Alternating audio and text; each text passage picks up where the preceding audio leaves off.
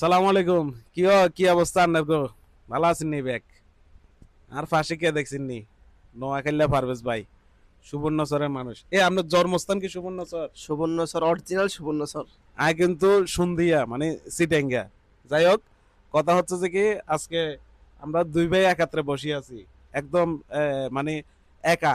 আপনার দাদু কোথায়? দাদু বিহীন একা আমরা, আমাদের এখন কেউ না, আমরা একা একাই আছি। দাদু কোথায় গেছে? দাদু এখন বাঁশখালীতে আছে। আর বড় দাদু? বড় দাদু এখন বান্দরবনে গেছে কিছু মানবিক কাজ করার জন্য। যাই হোক, বড় দাদু তার মানে সাঞ্জু ভাই বান্দরবন আছে। ওনার আপনারা তো দেখছেন উনি কিন্তু বাঁশখালী, সাতকানিয়া, চকরিয়াতে বেশ কয়েকদিন ধরে কাজ করতেছেন। আর হানিফ দাদু আজকে বাঁশখালী গেছেন উপহার নিয়ে। যাই হোক, উনি ওখানে আছেন।